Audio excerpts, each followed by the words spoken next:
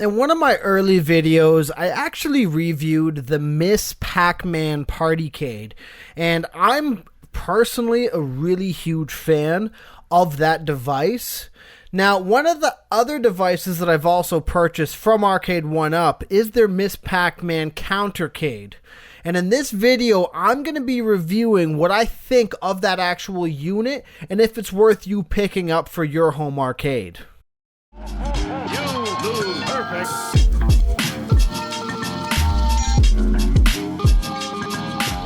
So visually, this unit looks very similar to the authentic Miss Pac-Man arcade unit. Of course, this is 10 times smaller. And as you can tell, this unit itself, it doesn't have some of the extra bells and whistles that you're seeing on some of the newer Arcade1Up units, like a light-up marquee, and even in this case, there's not even more than a single speaker on this. And with that being said, it doesn't sound the greatest. Overall, though, the unit itself aesthetically, I think, looks really nice, especially in this small form factor. I think, as far as it goes, it's a pretty appealing looking unit. Now, as for the games, you have 5 different games on this unit. We got Miss Pac-Man, Galaxian, King and Balloon, Rompers, and Super Pac-Man. So unlike some of the bigger brother machines, we're only getting about 5 games here. My main appeal when I originally got this was Miss Pac-Man, so for me that was worth it alone.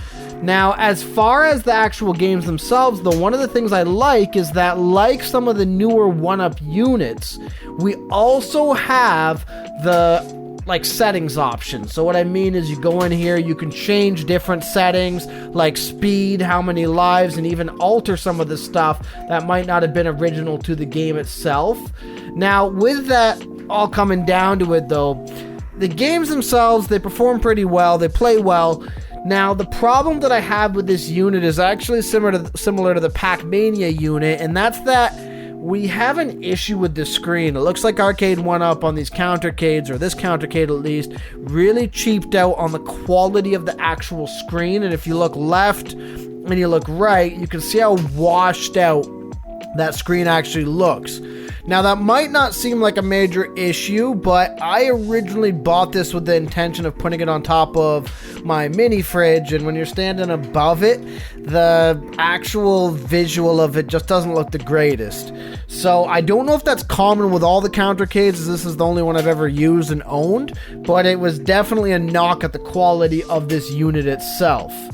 Now, one thing I want to bring up here overall is this unit at this point in time doesn't really get a whole lot of play for me. It's one of those things that I've kind of just held on to because I think it looks like a nice little addition to the arcade room. It's more of a gimmick than it is an actual played cabinet at this point. My daughter actually is the one who plays this mostly. I have it set up on a small little stationary area there where she can reach it. But overall, with that being said, if you're in the market for Countercades, this might be something you're interested in getting. Now, if I had already owned the Miss Pac-Man Partycade before I bought this, I probably would have never got this.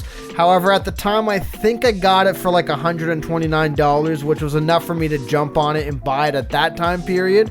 But it really depends what you're trying to accomplish with this unit. For me, if you're trying to get the full Arcade1Up experience, these units probably aren't the best. Now, I have seen some guys, though, who've put them in like their home bars. If that's the case, you might be in a position where this is something that's going to work out great for you. In my situation, I didn't really find that this unit really had a place in my arcade at the end of the day. So take that as you will. Overall, if you like these types of devices, I'd say it's acceptable.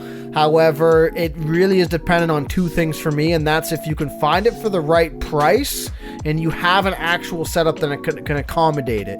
If not, I would say it's probably not worth recommending.